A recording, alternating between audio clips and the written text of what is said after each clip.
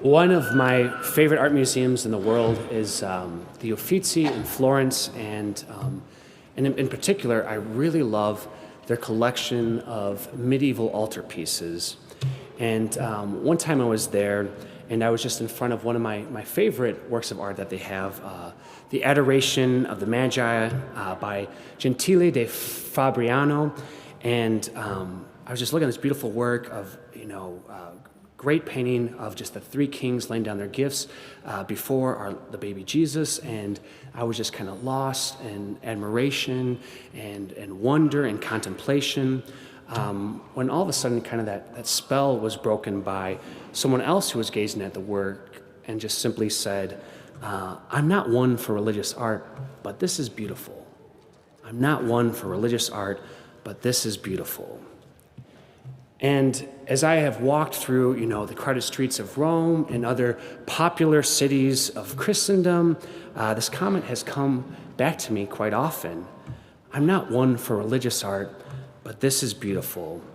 And this kind of line, this comment that I heard, at the Uffizi, especially comes when I see these huge undulating lines waiting to go into St. Peter's Basilica in Rome, or huge crowds gathered around Caravaggio's, beautiful depiction of the calling of St. Matthew in the Church of San Luigi dei Francesi.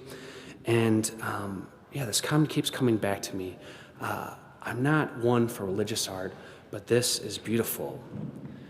Because I find it incredible how millions, if not billions, seek out and travel and look upon these beautiful religious works of art and these beautiful churches only as an exercise of becoming more cultured or as a pursuit of the pleasure that comes with looking at pretty things. It just always amazes me how people can, beauty can so often be separated from the source of all beauty, God. But should I really be so surprised? The message of the gospel today says I shouldn't, because Jesus' parable gets at the fact that God has time and time revealed himself as the source of all beauty and all goodness, only to fade in the background of the minds of those he has revealed himself to.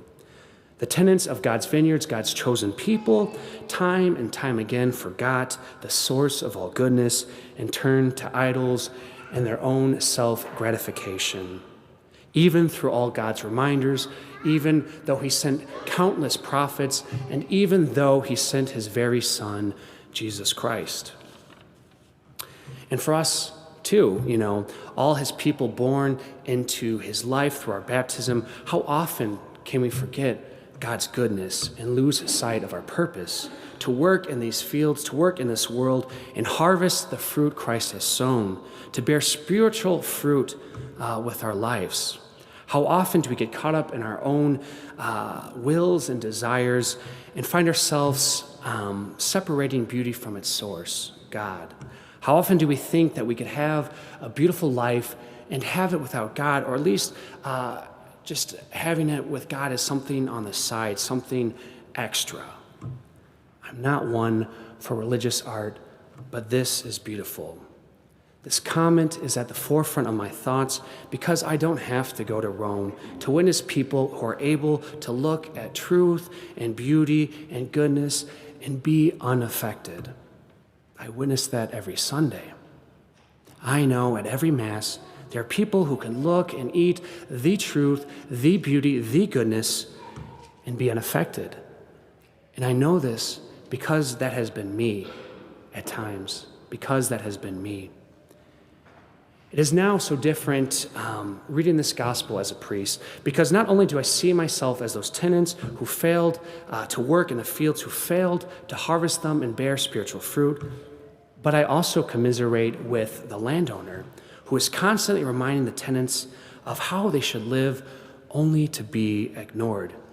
And I have wrestled with the thought that if the most beautiful works of religious art, if the most beautiful churches cannot change hearts, if there are millions and millions of people who could go through Rome and see all its beautiful works and remain unaffected, how can I expect to change hearts? I, who am not some beautiful work of art, I, who am, not the best orator either. But I have peace.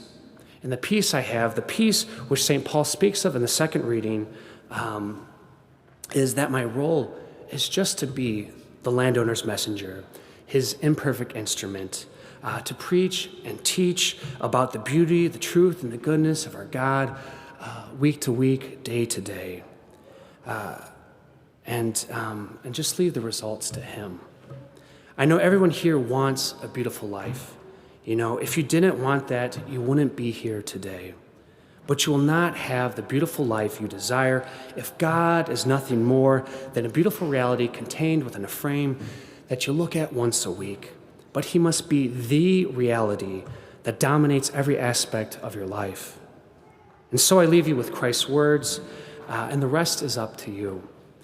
Either your life bears spiritual fruit, or as it says in the gospel, the kingdom of God will be taken away from you and given to a people that will produce its fruit.